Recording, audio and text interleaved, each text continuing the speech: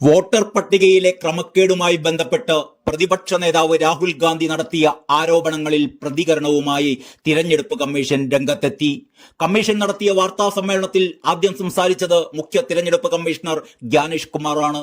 18 വയസ്സ് പൂർത്തിയായ എല്ലാവരും വോട്ട് ചെയ്യണമെന്നും വോട്ടർ പട്ടികയിൽ പേര് ചേർക്കണമെന്നും പറഞ്ഞുകൊണ്ടാണ് അദ്ദേഹം വാർത്താ സമ്മേളനം തുടങ്ങിയത്. വോട്ടർ പട്ടിക പുതുക്കാൻ വേണ്ടിയാണ് SIR അഥവാ സ്പെഷ്യൽ ഇന്റൻസീവ് റിവിഷൻ നടത്തുന്നത്.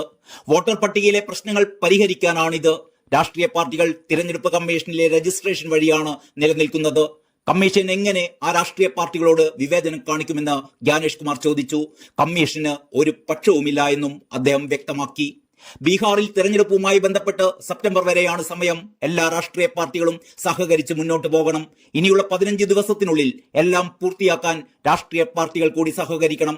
എല്ലാ വോട്ടർമാരും രാഷ്ട്രീയ പാർട്ടികളും ബൂത്ത് ലെവൽ ഓഫീസർമാരും ചേർന്ന് നടപടികൾ വേഗത്തിലാക്കണം. പരിഭ്രാന്തി പടർത്താനുള്ള ബോധപൂർവമായ ശ്രമങ്ങൾ നടക്കുന്നുണ്ട്. ബീഹാറിലെ 7 കോടിയിലധികം വോട്ടർമാർ കമ്മീഷന്റെ കൂടെ നിൽക്കുന്നുണ്ട്. എന്നാൽ രാഹുൽ ഗാന്ധി വോട്ട് ചോരി എന്ന കള്ളക്കഥ പ്രചരിപ്പിക്കുകയാണ്. വോട്ട് കൊള്ള എന്ന ആരോപണം ഇന്ത്യയുടെ ഭരണഘടനയ്ക്ക് തന്നെ അപമാനമാണ്. വോട്ടിംഗ് യന്ത്രത്തെക്കുറിച്ച് സുപ്രീം കോടതി അന്തിമ വിധി പറഞ്ഞു കഴിഞ്ഞതാണ്.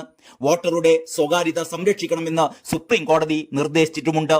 രാഹുൽ ഗാന്ധി സ്വകാര്യത ലംഘിച്ചിരിക്കുകയാണ് എന്നും മുഖ്യ തെരഞ്ഞെടുപ്പ് കമ്മീഷണർ വിമർശിച്ചു. ആരോപണങ്ങൾ നടത്തുന്നതിന് ചില വോട്ടർമാരുടെ ചിത്രം അനുമതിയില്ലാതെ ഉപയോഗിച്ചുവെന്നും ഇലക്ഷൻ കമ്മീഷൻ ആരോപിച്ചു. അവർക്കെതിരെ കള്ള ആരോപണങ്ങൾ ഉന്നയിച്ചു. കേരളത്തിൽ ഉൾപ്പെടെ ഉയർന്ന ആരോപണങ്ങളെല്ലാം അടിസ്ഥാനരഹിതമാണ്.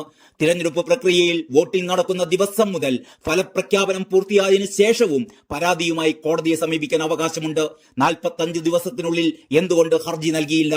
ഇതൊന്നും ചെയ്യാതെ ഇത്ര നാളുകൾക്ക് ശേഷം പരാതി ഉന്നയിക്കുന്നവരുടെ ഉദ്ദേശം എന്താണ് എന്ന് കമ്മീഷൻ ചോദിച്ചു.